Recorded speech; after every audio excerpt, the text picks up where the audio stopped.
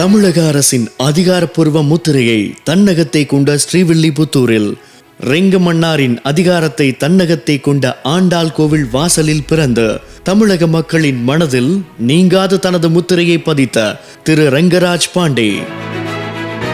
உயர்ந்த கோபுரம், உலக புகழ் கொண்ட தேர் திருவிழா, பெயர் பெற்ற பால்கோவா என பல பெருமைகளை கொண்ட ஸ்ரீவில்லிபுத்தூரில் 1975 நவம்பரில் பிறந்தார்.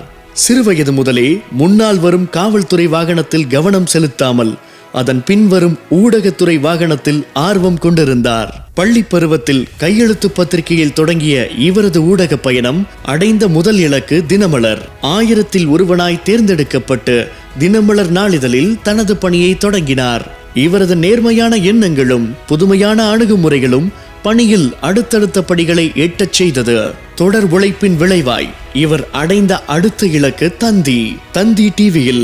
இவரது பணி இவரை தமிழக மக்களிடம் கொண்டு சேர்த்தது மட்டுமல்லாமல் ஒட்டுமொத்த செய்தித்துறை மீதான ஆர்வத்தை தமிழக மக்களிடம் அதிகரித்தது.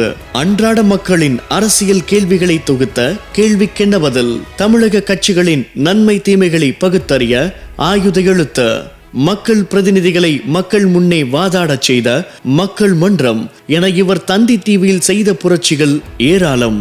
சூப்பர் ஸ்டார் ரஜினிகாந்த் படங்களை தவறாமல் பார்ப்பவர்கள் உண்டு. அந்த சூப்பர் ஸ்டாரை தவறாமல் பார்க்கும் நிகழ்ச்சிகளை தொகுத்து வழங்கிய பெருமை பாண்டேவையே சேரும். ஊடகத்துறையில் இவர் களப்பணி முதல் கையெழுத்து பணி வரை அனைத்து துறைகளிலும் சிறந்து விளங்கியவர். தந்தி டிவியின் தலைமை செய்தி ஆசிரியர் பணி மனநிறைவை கொடுத்தாலும் தீராத தொடர்ந்து வந்த தொழில் துவங்கும் எண்ணத்தை கையில் எடுத்து தனது தந்தி டிவி பணியை 2018 கைவிட்டு நிறைவு செய்தார்.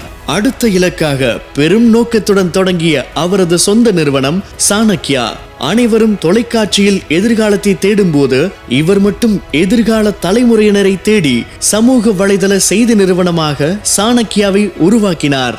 இன்று தமிழகத்தின் நம்பர் 1 தனி சமூக வலைதள செய்தி நிறுவனமாக சாணக்கியா உருவெடுத்துள்ளது.